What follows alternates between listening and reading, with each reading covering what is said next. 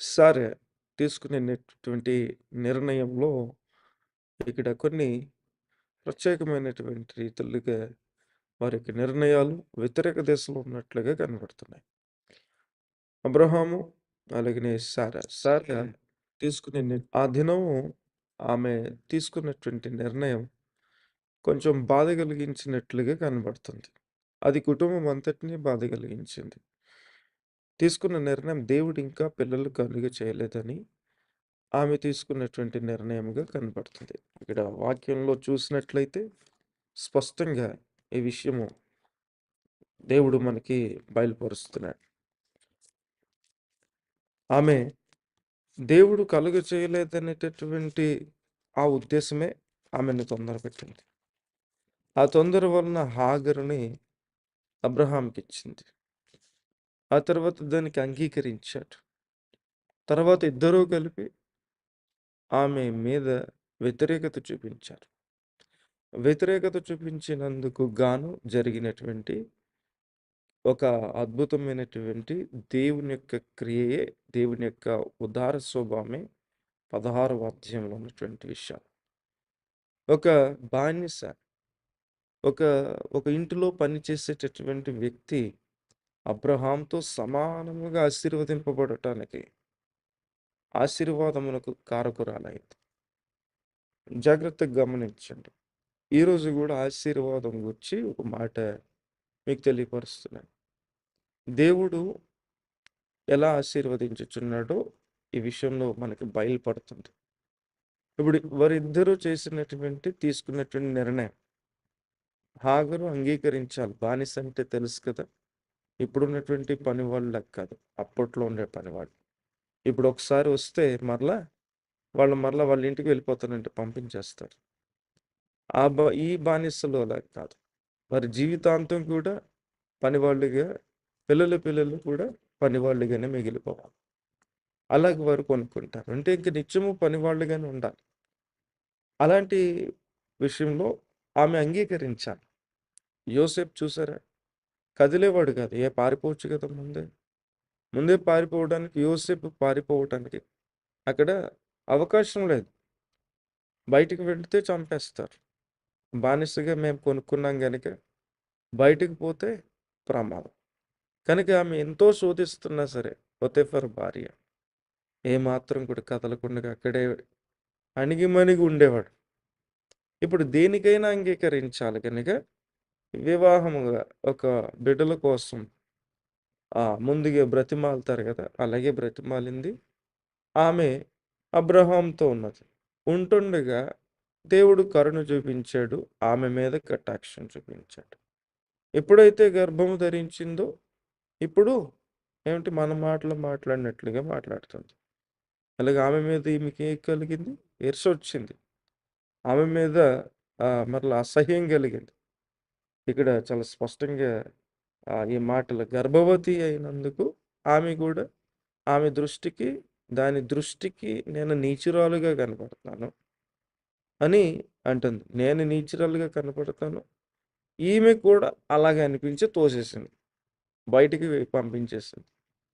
ఎప్పుడైతే నీకు నచ్చినట్లుగా చెయ్యనన్నాడు ఇక్కడ అబ్రహాము. ఏమన్నాడు? నీకు నచ్చినట్లుగా చెయ్యంటే అప్పుడు సారా ఏం చేసింది? బయటికి నెట్టివేసింది. ఇలాంటి పరిస్థితులు బాధ కలిగించినప్పుడు దూరం వెళ్ళిపోవడం సర్వసాధారణం కదా, అలాగే జరిగింది. ఇప్పుడు వీరిద్దరూ తీసుకున్నటువంటి అబ్రహాము, సారా తీసుకున్నటువంటి నిర్ణయమును బట్టి ఇప్పుడు దేవుడు ఏమంటున్నాడు తెలుసా? ఆగరుతో మాట్లాడుతున్నాడు. ఆగరు, సారా దాసివైనటువంటి ఆగరు, ఇక్కడ ఏం చేస్తున్నావు? నువ్వు మరలా వెనకకి వెళ్ళు, అణిగి అక్కడ ఉండు. ఈ మాట చాలాసార్లు ఈ పదం మనం సంబోధిస్తుంటాం. 9వ వచనంలో ఈ మాట రాసినది. అప్పుడు యెహోవా దూత, 9వ వచనం చదువుతున్నా. అప్పుడు యెహోవా దూత నీ యజమానురాలి యొద్దకు తిరిగి వెళ్ళి ఆమె చేతి క్రింద అణిగిమణిగి ఉండుమని దానితో చెప్పాను. మరియు యెహోవా దూత నీ సంతానము నిశ్చయముగా విస్తరింపజేసేదన్నావు. అది లెక్కింప వీలు లేనంత విస్తారమని దానితో చెప్పాను. ఏంటి ఇక్కడ చెప్తున్నటువంటి మాట? అబ్రహామునికి ఇచ్చినటువంటి వాగ్దానం ఇప్పుడు హాగరుకి ఇస్తున్నాడు. అబ్రహాముతో చెప్పలేదు. నేను హాగరుతో ఉన్నటువంటి ఆ బిడ్డను నేను విస్తారముగా ఆశీర్వదిస్తున్నానని చెప్పలేదు. జాగ్రత్తగా గమనించండి. ఇక్కడ హాగరుతో చెప్తున్నాడు ఆ మాట. ఎందుకనంటే వారిద్దరూ ప్లాంట్గానే బయటకు నెట్టేశారు. ముందుగా కావాలని కావాలని చేశారు. తర్వాత దానికి దానికి వ్యతిరేకంగా పనిచేశారు. వారు తోసేసిన దేవుడు ఏం చేశాడో తెలుసా? దేవుడు వారిని ఈమెను ఆశీర్వదించాడు. వారి మీద వారికి మాట ఇచ్చాడు. అక్కడ జరిగిన కలహాన్ని గురించి పెద్దగా అక్కడ వివరణాత్మకంగా లేకపోతే వ్యతిరేకంగా ఏమీ చేయలేదు. కానీ అబ్రహాము సారాని ఈ విషయంలో వారిని ఏమి ఖండించలేదు. కానీ అక్కడ వారికి ఎంతైతే ఆశీర్వాదం ఇస్తానని మాట్లాడాడో దేవుడు, వారికి ఎలాగైతే నీ పిల్లల్ని నేను ఆకాశ నక్షత్రము వలె చేస్తానని అన్నాడో అలా ఆఖరికి మాట ఇచ్చాడు.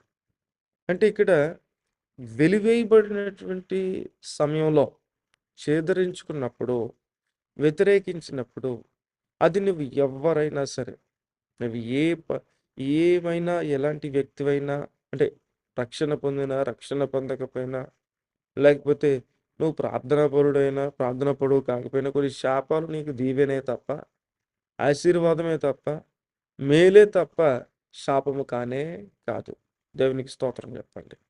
ఆమేన్. ఎవ్వరైనా సరే ఈ భూమి మీద మిమ్మల్ని ఎవరైనా వ్యతిరేకించారా? ఒకవేళ ఎవరైనా చేదరించుకున్నారా? ఏమాత్రమైనా నువ్వు కొట్టివేసినటువంటి వాడిని కొట్టివేస్తానని దేవుడు ఇచ్చాడు ఆ మాట. అతను ఏది చేసినా దేవుడు అతని గురించి పట్టించుకోలేదు, అక్కడ పక్కన పెట్టాడు. కానీ ఇక్కడ దేవుడు మనకి నేర్పించే మాట ఏమిటంటే, న్యాయకర్త లేకపోతే పక్షపాతము లేనటువంటి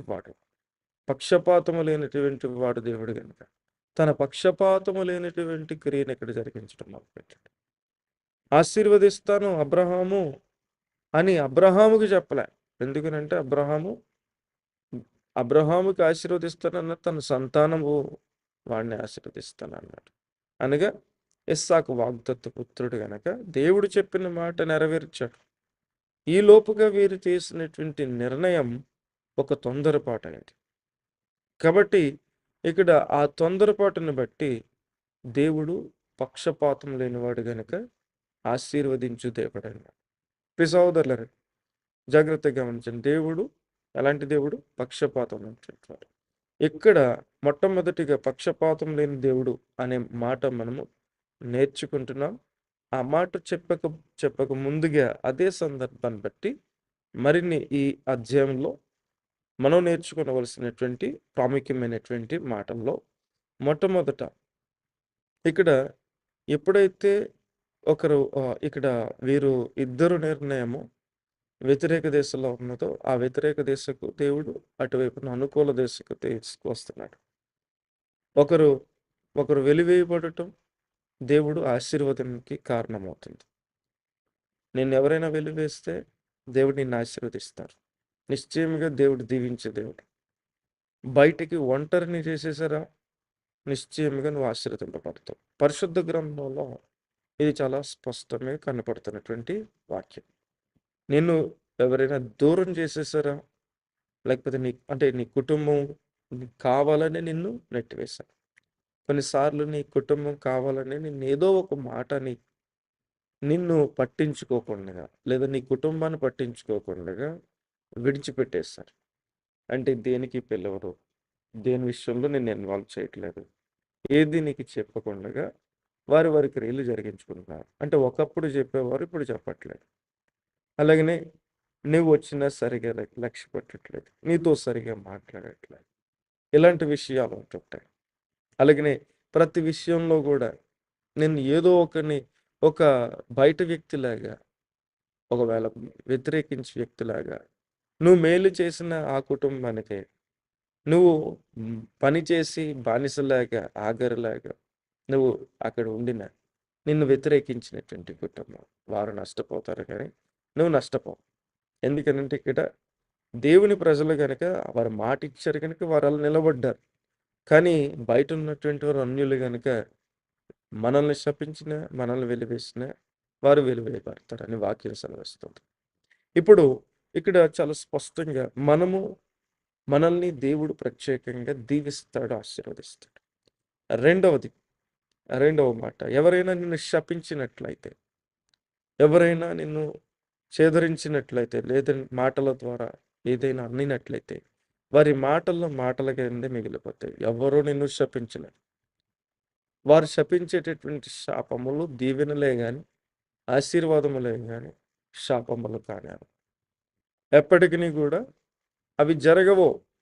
ఏమాత్రం కూడా అది జరిగేటటువంటిది కాదు. దేవునికి స్తోత్రం, మహిమ కలుగును గాక. స్తోత్రం చెప్పండి అందరూ కూడా. ఆమేన్, హల్లెలూయా. ఏమాత్రం కూడా అవి విజయం సాధించవు. ఏమాత్రం కూడా అవి పరిపూర్ణత దశకు రానివ్వడు దేవుడు.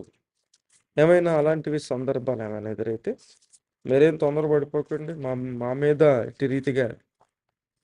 ఎట్టి రీతిగా శాపము శపించారు కాబట్టి దానివల్లే ఆ నోరు పలికినటువంటి దినం నుండి నేను ఇట్టి రీతిగా బాధపడుతున్నాను, లేకపోతే నాకు వ్యాధి వచ్చింది, నేను పడిపోయాను, మంచాన్ని పడ్డాను, ఇలాంటివి ఏమైనా ఉన్నట్లయితే అటువంటివన్నీ కూడా తొలగించుకోవాలని మనవి చేస్తున్నాను. ఇక్కడ దేవుడు దీవించుచునే వస్తాడు, మనల్ని ఆశీర్వదించుచునే వస్తాడు. దేవుడు ఇక్కడ మనల్ని స్థిరపరచువాడే అన్నాడు. ఆయన స్థిరపరిచే మాటలు వింటూ ఉంటుండగా ఒకడు శపించినప్పుడు ఆ శాపములేవి కూడా పూర్తి కావు. ఒకవేళ కొంతమంది దీవెనగా మాట్లాడతారు చూడండి, లోపలేమో శాపముగా శపించాలని కోరుకుంటూ లోపల ఒకటి పెట్టుకుని పైకి దీవెనగా మాట్లాడతారే, పైకి మీరు బాగుండాలమ్మా, మీ పిల్లలు బాగుండాలమ్మా అంటారు. ఇంటికి పోయి వారు ఆలోచన చేసేటటువంటి ఆలోచన వీళ్ళ నాశనం అవ్వాలి తప్ప లాభం పొందకూడదు అనుకుంటుంటారు. అటువంటి వారిని బట్టి బిలామును జ్ఞాపకం చేసుకోండి. బిలాము నోరు పలుకుతున్నటువంటి పలుకులన్నీ కూడా దేవుడు మార్చాడు, దీవెనగా మార్చాడు. ఆ మాట యెహోషువ గ్రంథంలో యెహోషువ ద్వారా తెలియపరుస్తున్నాడు. 24వ అధ్యాయం ఒకసారి తెరిచి చూడండి. సంఖ్యాకాండంలో లాస్ట్ టైం ఒక మాట చూశారు కదా, అలాగే యెహోషువ గ్రంథంలో ఈ మాట చూడండి. దేవుడు సెలవు ఇవ్వకుండా నేనేమని చెప్పనని అన్న మాట మీరు చదివారు కదా. ఇక్కడ యెహోషువ దీనిని మరి ఆ ప్రయాణంలో యెహోషువయే ఉన్నాడు. యెహోషువ ఇక్కడ దేవుని యందు భయభక్తులు కలిగి నడిపిస్తున్నాడు. నడిపించే క్రమంలో ఇశ్రాయేలీలు బట్టి ఈ మాటలు పలికినటువంటి ఆ బిలామును గూర్చి మాట తెలియపరుస్తున్నాడు. 9-10 వచనాల్లో ఇక్కడ చాలా స్పష్టంగా తెలియపరుస్తున్నటువంటి మాట. తరువాత మోయాబీ రాజును జోషువ చాప్టర్ 24 verse 9 and 10. తరువాత మోయాబు రాజును సిప్పోరు కుమారుడైన బాలాకు లేచి బేయరు కుమారుడైన బిలామును పిలిపింపగా, నేను బిలాము మనవి విననొల్లనైతిని గనుక అతడు మిమ్మల్ని దీవించుచునే వచ్చెను, అతని చేతి నుండి నేను మిమ్మల్ని విడిపించుతిని. దేవునికి స్తోత్రం, మహిమ కలుగును గాక. ఇక్కడ ఏమంటున్నాడు, దేవుడు ఏం చేశాడంట, అతని నోటి నుండి శాపములు రాకుండా, ఇదిగో బిలాము మనవి విననొల్లకనే మాట మీరు మాట్లాడాలి, జ్ఞాపకం చేసుకోవాలి. ఒకవేళ ఎవడైనా మిమ్మల్ని శపించినా అది దేవుడు వినడు కదా. విననప్పుడు ఆ కార్యం ఎక్కడ జరుగుతుంది? జరిగించబడదు. దేవుడు వినాలి, దేవుడు విని కార్యం జరిగించాలి. ఇక్కడ భూమి మీద మనం మంత్రాలు జల్లినట్లుగా జల్లితే అయిపోదు నీ జీవితం. ఎవడో ఒకడు శపించేశాడు కాబట్టి శపించేస్తే అయిపోయేటటువంటిది కాదు. దేవుడు ఆశీర్వదించుచున్నప్పుడు, దేవుడు దీవించుచున్నప్పుడు ఒక మానవుడే పట్టువాడు దేవుడు వినాలి. అంటే బిలాము లాంటి ప్రవక్త అయినా సరే అతడు పలికినటువంటిదే జరిగించబడుతుంది. మరలా చదవండి, అతడు పలికించబడేటట్టు జరిగించే వ్యక్తి మనవి నేను ఆలకించలేదు అని అంటున్నాడు. ఎంత అద్భుతంగా రాశాడు చూడండి. నేను బిలాము మనవి విననొల్లనైతిని గనుక అతడు మిమ్మల్ని దీవించుచునే వచ్చును. వినలేదంట. అది అక్కడ మనకి కావాల్సినటువంటి మాట. దేవుడు విన్నాడు. ఒకవేళ బాగా బాగా ప్రార్థనా పరురాలు ఆవిడ. ఏదో కోపం వచ్చి ఏదో మాట అన్నది. దేవుడు వినాలి కదా! ఇక్కడ నువ్వు ఆశీర్వదింపబడాలని కోరుతున్నప్పుడు, దీవించబడుతున్న దీవించబడాలని కోరుతున్నప్పుడు, నిన్ను ఆశీర్వదించటానికి, దీవించటాన్ని నిలబెట్టిన తర్వాత, ఒకవేళ ఎక్కడైనా శాపములు వచ్చినా అవి శాపములు పనికిరావు. ఏమాత్రం దేవుడు వినడు. కొన్నిసార్లు ఇప్పుడు ఏమొస్తుంది? ఇప్పుడు పైకి దీవెన ఉంది. అంటే లోపల ఏముంది? బిల్లమ్మ దేనికి ఒప్పందం? శపించడానికి ఒప్పందం. కానీ ఏం మాట్లాడుతున్నాడు? దీవెనగా మాట్లాడుతున్నాడు. ప్రియ సహోదరులారా, లోపల నుండి కొంతమంది, ఇక్కడ నుండి మరొక మాట, లోపల నుండి కొంతమంది బయటికి ఆ లోపల ఉన్నటువంటి దాన్ని తీసుకురా. నువ్వు శపించబడ, నువ్వు నాశనం అయిపోవా, నువ్వు అష్ట కష్టాలు పడాలి అని అనుకుంటుంటారు. ఎదుటి వాళ్ళు బాధపడేటప్పుడు చాలా సంతోషించేటటువంటి కుటుంబాలు ఉన్నాయి. నువ్వు బాధపడుతుంటుండగా ఆనందించే కుటుంబాలు చాలా ఉన్నాయి. అయితే దేవుడు చెప్తున్న మాట ఏమిటో తెలుసా? వాళ్ళ పైకి పలుకుతారే చిలక పలుకులు, ఆ పలుకులు నేనే పలికిస్తున్నాను. తొందరపడు. అటు రీతిగా పలికినటువంటి మాటలు క్షేమమే. లోపల పలకవలసినటువంటి మాటలు దాచేసి ఫిల్టర్ చేసి పంపిస్తారు పైకి. ఆ మంచి మాటలు కూడా కొంతమంది నమ్మేయకండి ఎవరిని కూడా. మంచిగా మాట్లాడే వ్యక్తులు ఒకడు లోపల ఒకడు దాచుకుని పైకి మాట్లాడే మాటలు వేరుగా ఉంటాయండి. దేవుడే మనకి మాటలు తెలియపరుస్తున్నాడు. ప్రియ సహోదరులు, కనుక అటువంటి మాటల్లాగా ఉన్నాయి బిలమ్మ మాటలు. ఇప్పుడు ఆ మాటలు దేవుడు పలికిస్తున్నాడు అంటున్నాడు. అటు రీతిగా దీవెనకరమైనటువంటి మాటలే తప్ప శాపం ఏది కూడా మీ మీద పని చేయకుండా గాక. ఆమేన్. ఇప్పుడు ఇక్కడ ఈ సారా అలాగనే అబ్రహాము ఇద్దరు తీసుకున్నటువంటి నిర్ణయం ఏంటి? తొందరపాటు నిర్ణయం. అందులోనే ఆ అధ్యాయం మొదట్లో ఉన్నటువంటి మాటల్లో తొందరపాటు నిర్ణయం ఏం చేస్తుంది? దేవుడు ఇంకా ఇవ్వలేదు, దేవుడు అనుగ్రహించలేదు గనక చెప్పాడు కదా అక్కడ. ఈ లోపుగా అనుగ్రహించలేదు కదా ఇంకొని తీసుకునే నిర్ణయమే ఇప్పుడేమైంది? ఇంకొక వ్యక్తిని ఆశీర్వదించడానికి. ఆ వ్యక్తులే ఇప్పుడు ఉన్నటువంటి ఇశ్రాయేలీలు, గాజాలో మన జరిగిన యుద్ధం ఎవరనుకుంటున్నారు? ఆ ప్రక్కన ఉన్నటువంటి వాళ్ళు అందరూ వాళ్ళే. అలాగే ఇప్పుడు ఉన్నటువంటి అరబ్ కంట్రీస్ అన్నీ కూడా ఈ సారా సంతానమే. మన ప్రాంతాల్లో కూడా విస్తరించినటువంటి వారు ఎవరో తెలుసా? ఈ ఆగరు సంతానం. అరబ్ కంట్రీస్లో ఉన్నటువంటి వారు ఆగరు సంతానం. అందులో కొంతమంది వేరొక సంతానంలో కూడా దూరం వస్తువులు ఉన్నారు అని అంటారు. అదంతా తర్వాత సంగతి. మనకి ఇక్కడ అంటే ఒకరే కాదు, అంటే అందరూ ఆగరు సంతానమే కాదు, కానీ అందులో ఉన్నటువంటి వారు మెజారిటీ ఎవరున్నారని అంటే ఇశ్రాయేలీలు కొంతమందే ప్రత్యేకింపబడినటువంటి వారు. ఇక ఆ ఇశ్రాయేలీలకు వ్యతిరేకంగా ఉన్నటువంటి వాళ్ళు బీరకాయ పీసు ఉంటాం కదా, అలా ఉన్నటువంటి వాళ్ళే. అటు ఆయనకి దగ్గరగా ఉన్నట్టు ఇస్సాకుకి దగ్గర ఉన్నటువంటి వాళ్ళు, ఇటు ఇస్మాయిల్కి దగ్గర ఉన్నటువంటి వాళ్ళు. ఈ ఇస్మాయిలీల సంతానమే పూర్తిగా భూ ప్రపంచం అంతా ఎక్కువగా వ్యాపించింది. ప్రియ సహోదరులారా, ఇక్కడ ఆ రోజు చెప్పినటువంటి మాట ఈ రోజు నెరవేర్చబడుతూనే ఉన్నది. ఇంకా అభివృద్ధి పొందుతూనే ఉన్నారు వాళ్ళు. ఆకాశ నక్షత్రాల్లాగా అక్కడక్కడ పడి ఉంటుంటారు వాళ్ళు. చూడండి, ఆకాశ నక్షత్రాల్లాగే ఆశీర్వాదము, దీవెన. ఇశ్రాయేలీలు కూడా అక్కడ ఉన్నటువంటి జనాంగం కాదు, బయట ఉన్నారు చాలా మంది. వేరు దేశాల్లో ప్రధానమైన పాత్ర వహించే వాళ్ళు వాళ్ళే, ఇశ్రాయేలీలే.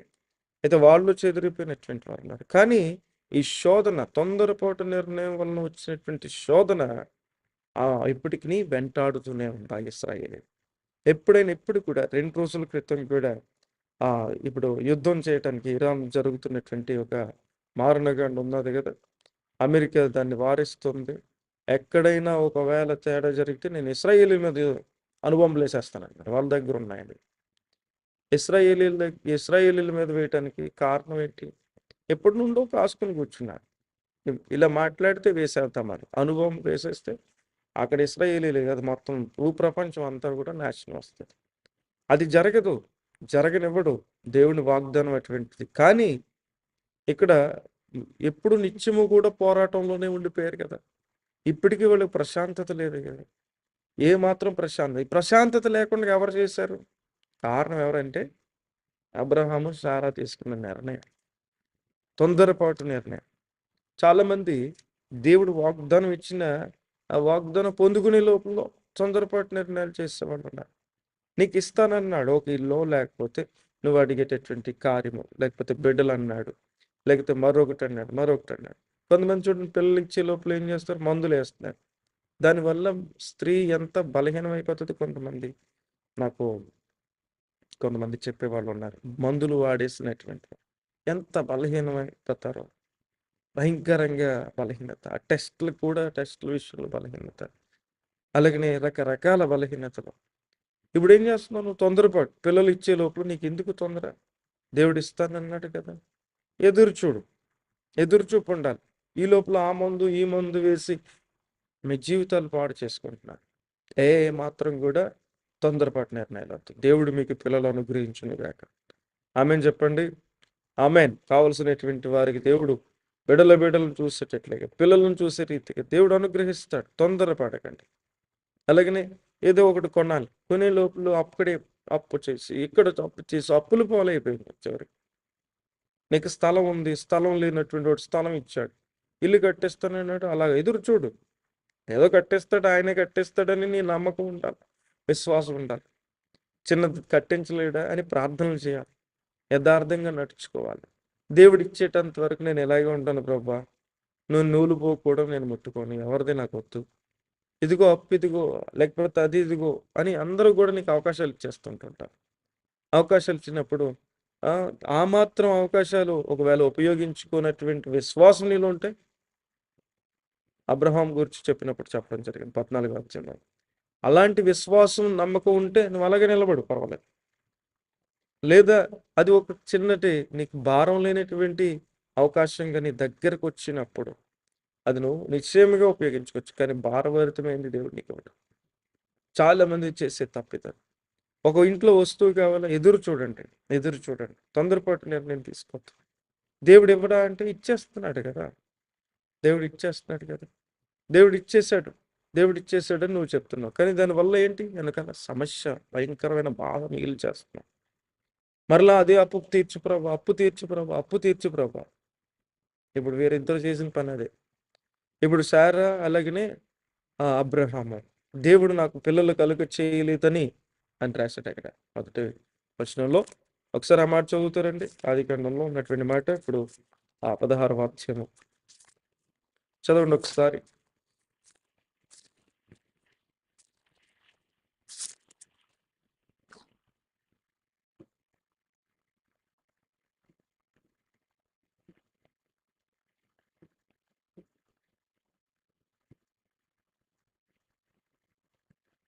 చదవండి. అబ్రాము భార్య అయిన సారాయి అతనికి పిల్లలు కనలేదు. ఆమె హాగరు అయిన ఐగుప్తురాలిన దాసి ఉండెను. కాగా సారాయి, ఇదిగో నేను పిల్లలు కనకుండా యెహోవా చేసి ఉన్నాడు, నీవు దయచేసి నా దాసితో పొమ్ము. చూసారా, దేవుడు పిల్లలు కనకుండా చేశాడట. పిల్లలు కనకుండా చేస్తానని అన్నాడా దేవుడు?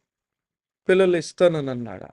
పిల్లలు కనకుండా చేశానని ఒక వేరు ఉద్దేశం అక్కడ కనపడుతుంది, ఇక్కడ రాయబడిన మాటను బట్టి.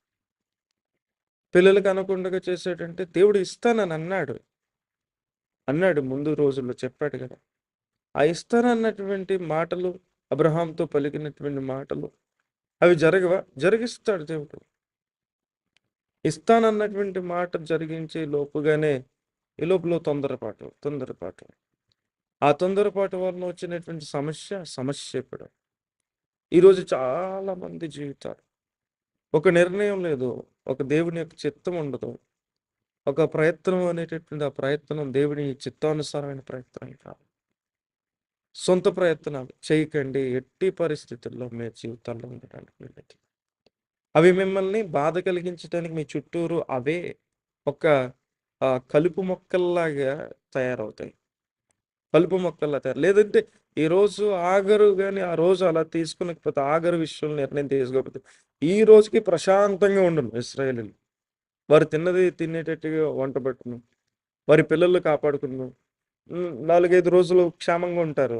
రేపు 2 రోజులు పోయిన తర్వాత మరొక ఏదో మిసైల్ వేస్తారు. అక్కడ ఎంతోమంది పిల్లలు చనిపోతున్నారు.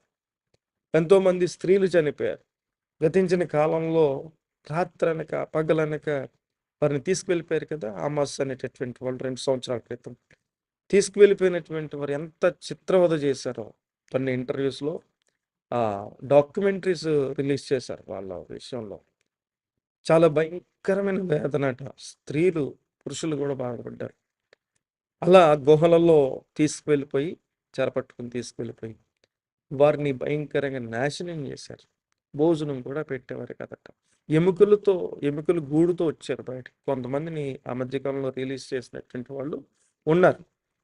ఎముకలు గూడుతో వచ్చారు. ఈ ప్రశాంతత లేనటువంటి పరిస్థితులు ఇన్ని వేల సంవత్సరాలైనా సరే ఇలాగుంది. ఉంటది. ఎన్ని వేల సంవత్సరాలైనా ఉంటది. తీసుకునే నిర్ణయం సరైనది కాకపోతే, అది దేవుని చిత్తం కాకపోతే ఏదైనా అలాగే ఉంటది నీ జీవితంలో. ఈరోజు చాలామంది అలాగే నిర్ణయం దేవుని చిత్తమా కాదా? దేవునికి ఇష్టమా కాదా? దేవుడు వాగ్దానం చేసిన వాగ్దానాలు నువ్వు అనుభవించే లోపుగా తొందరపడకు. ఎట్టి పరిస్థితుల్లో కూడా. దేవుడు నాకు పిల్లలు కలుగ చేయలేదు, యెహోవా కలుగ చేయకుండా చేశానని ఆఖరినిచ్చి పెళ్లి చేసేసిందట. ఆఖరినిచ్చి పంపించిందట. తొందరపాటు. దానికి అంగీకరించినందుకు ఇప్పుడు అంతా ప్రశాంతంగానే ఉంది కదా! అంతా క్షేమంగానే ఉంది కదా! ఈ క్రియలన్నీ కూడా జరగటానికి నిన్న దినం కూడా 15వ అధ్యాయంలో మనం చదువుకున్నాం ఒక మాట. అబ్రహాముకి దర్శనమిచ్చి ఆ దర్శనంలో ఏం చెప్పారు? ఇదిగో 400 సంవత్సరాల పాటు ఒక బ్లాక్ పీరియడ్ చూపించారు. ఒక చీకటి ప్రదేశం, ఒక చీకటి ఖండాన్ని చూపించారు. చీకటి సమయాన్ని చూపించారు. ఎందుకు చూపించారు? కారణం ఏంటి? ఇలాంటి క్రియలన్నీ కూడా కారణమైనవి. అబ్రహాము జీవితంలో వాగ్దానం ఇచ్చిన్నాడు. ప్రభువా అలా జరగకుండా చేయాల్సిందే, అలా జరగకుండా ఉంటే బాగుండునే అని ప్రార్థన చేసినా సరిపోయింది. ఆ తర్వాత తీసుకునే నిర్ణయాలు మారిపోతున్నాయి. ఇలా మారిపోయినటువంటి ప్రతి క్షణంలో కూడా వారు ప్రతి చోట కూడా నష్టాన్ని చూశారు ప్రియ సహోదరులు. కాబట్టి మనం చేసినటువంటిది మనల్ని దేవుడేమి ఆపేయడు. నువ్వు కట్టడానికి వీల్లేదు. ఒక కట్టడం కోసమే ఎక్కువ అప్పు చేస్తున్నారు, లేదా ఒక కొనడం కోసం అప్పు చేస్తున్నారు. ఒకవేళ ఒక కార్యం జరిగించడం కోసం సొంత నిర్ణయాలు చేసేటటువంటి వారు. అలాగనే దేవుని చిత్తం లేకుండా వివాహాలు, దేవుని చిత్తం లేకుండా అలాగనే కొన్ని ప్రణాళికలు, అలాగనే దేవుని చిత్తం లేకుండా చదువులు, ఇష్టానుసారం ఏది నచ్చితే అది.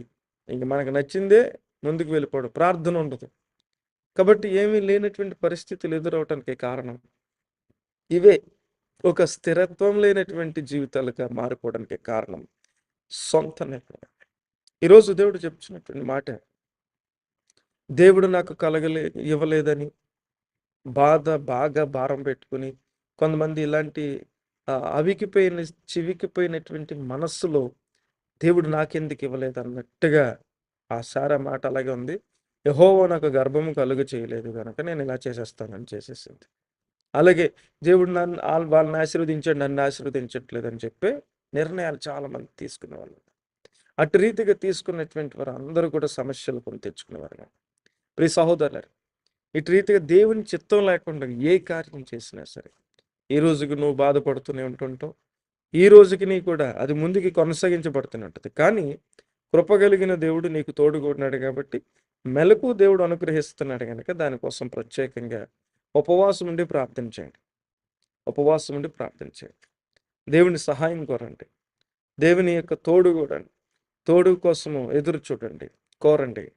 అప్పుడు దేవుడు మీకు మేలు చేస్తాడు. దేవుడు మేలు చేసే దేవుడు, దేవుడు విడిపించేటటువంటి దేవుడు. ఇప్పుడు ఇటు రీతిగా నిర్ణయాలు మార్చడం వల్ల కూడా ప్రమాదం ఉంది. విసుకకండి దేవుని విషయంలో. ఎట్టి పరిస్థితులు వేసుకోవద్దు. ఆయన ఇచ్చినప్పుడు ఇస్తాడు, నీవు తొందరపడకు. ఏది తొందర లేదు. అలా బలహీనమైనటువంటి పరిస్థితుల్లోనైనా అలాగా నువ్వు ఎడగలబడు. శక్తి లేకపోతే, లేదా సామర్థ్యం లేకపోతే ఆ ఉన్నటువంటి దాన్ని సంతృప్తి కలిగి అనుభవించు. అలాగనే ఉన్నటువంటి దానితోనే ముందుకు వెళ్ళు. ఉన్నటువంటి దాంతోనే నువ్వు జీవనం కొనసాగించు. అంతే తప్ప లేనటువంటి వాగ్దానం ఇచ్చిన తర్వాత లేనటువంటి వాటిని సంపాదించుకోవద్దు. లేనటువంటిది ఇదే దేవుని చిత్తమేమో అనుకుని పొరపాటు పడుతున్నారు చాలామంది. కాబట్టి అట్టి రీతిగా పొరపాటు పడడానికి ఏ మాత్రం కూడా వీల్లేదు. దేవుడు మనతో మాట్లాడుతున్నటువంటి మాట. కాబట్టి జాగ్రత్త పడండి. ఇప్పుడు పక్షపాతం లేనటువంటి దేవుడు గనుక వారు తీసుకున్నటువంటి నిర్ణయం, వారికి వచ్చినటువంటి ఆలోచన, దాసి ఏమీ అడగలేదు గనుక ఆమెను ఏం చేశాడో తెలుసా? ఆమెను దేవుడు ఆశీర్వదించాడు. ఆమె ప్రమేయమేమీ లేదు. ఆమె ప్రమేయం లేకుండగా తప్పదు గనుక ఆమె విషయంలో ఆమె తీసుకునే నిర్ణయం కోసమే దేవుడు ఏం చేశాడు తెలుసా? పక్షపాతము లేకుండా ఆశీర్వదించాడు.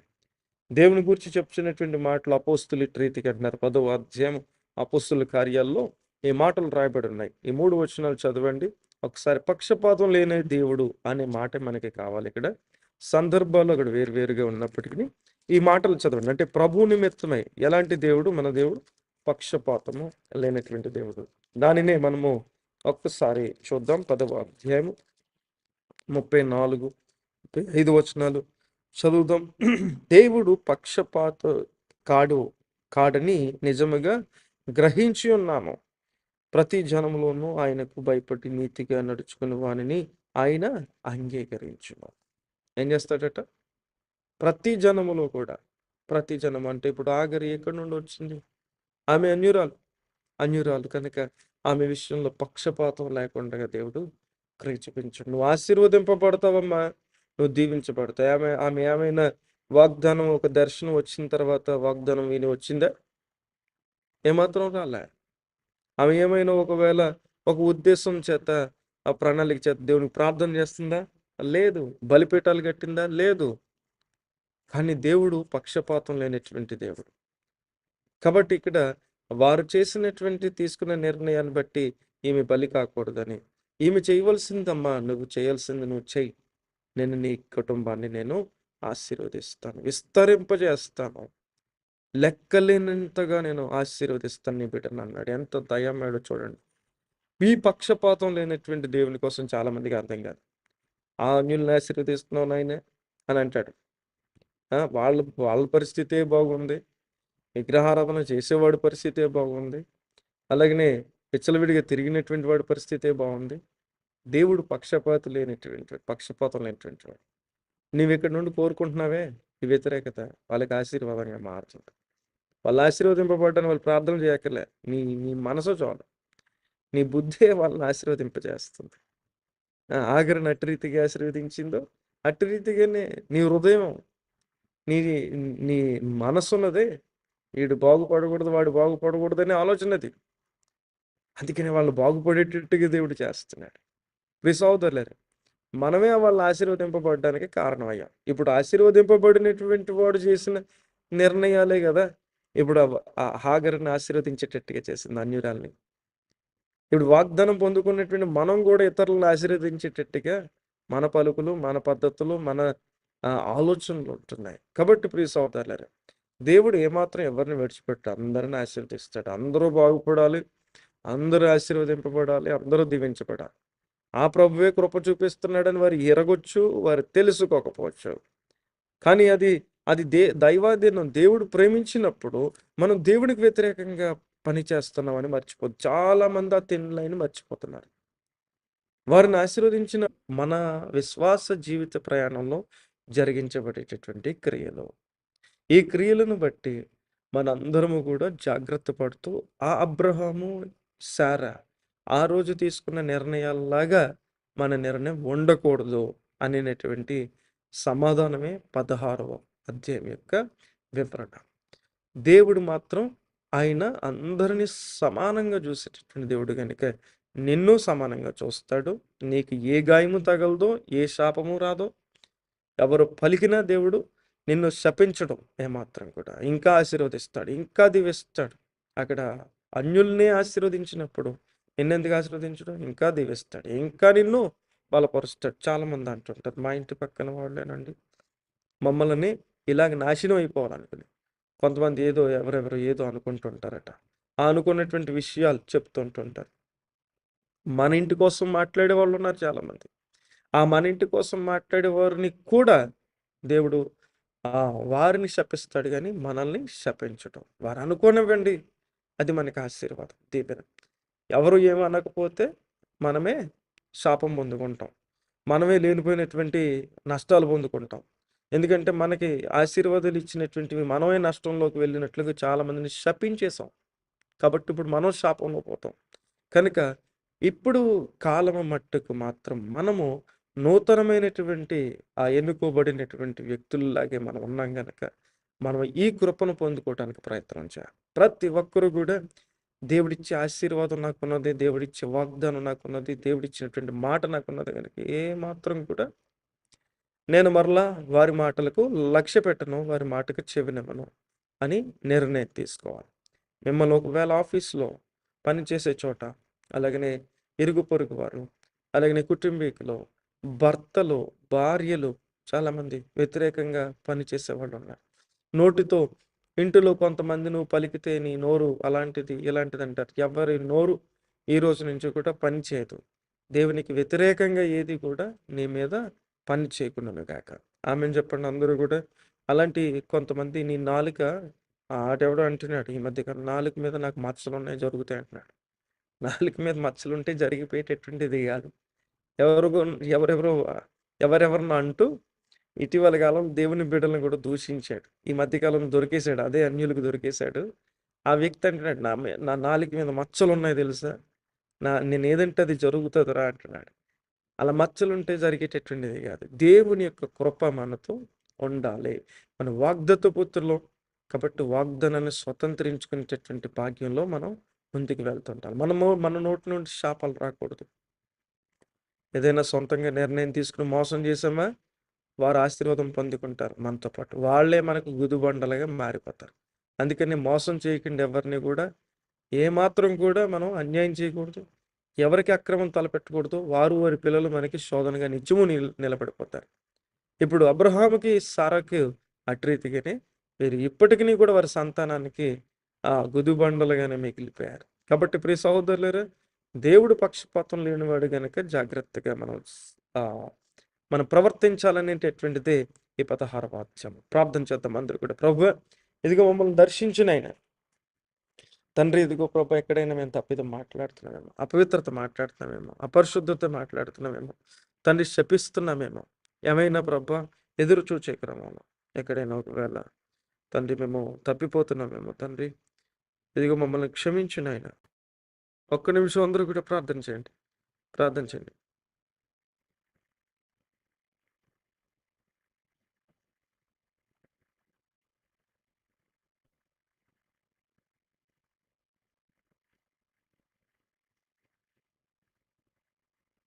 దర్శించు నాయన, దర్శించు నాయన, దర్శించు నాయన.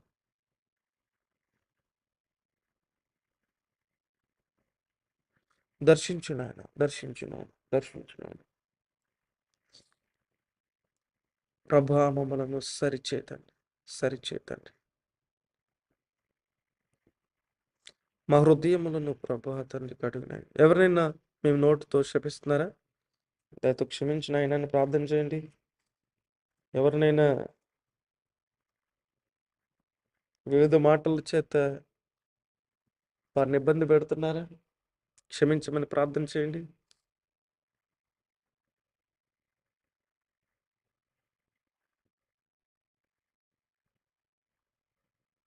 ఎవరినైనా మోసం చేస్తున్నారా? క్షమించమని ప్రార్థన చేయండి. చేసినటువంటి వారు ఉన్నారా? క్షమించమని ప్రార్థన చేయండి. అది కూడా పని చేస్తుంది.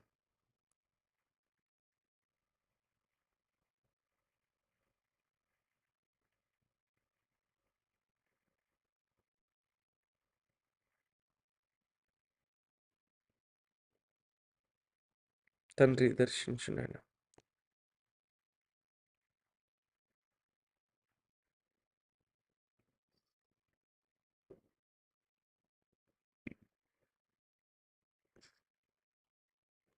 దర్శించు నాయన, దర్శించు నాయన, దర్శించు నాయన. దేవుడు ఒక మనిషి వేషమును చూడడు అని రాయబడింది. దేవుడు ఒక మనిషి యొక్క ఉద్దేశాన్ని చూడడు. ఓ మనిషికి ఇచ్చినటువంటి ఆ ఆ పరిస్థితులను చూడలేదు. ఏమాత్రం చూడడు అని వాక్యం సెలవిస్తుంది. చూడడు, పట్టించుకోడు. ఈరోజు మన జీవితాలు అలాగున్నాయేమో ఒకవేళ. అబ్రహాము అక్కడిచ్చినటువంటి వాగ్దానం ఎన్నికైనటువంటి వాడైనప్పటికీ, ఆ ఎన్నికైనటువంటి వాని విషయంలో ఏమాత్రం లక్ష్య పెట్టట్లేదు. లక్ష్య పెట్టలేదు. ఆగరును ఆశీర్వదించాడు. పక్షపాతం లేనటువంటి దేవుడు.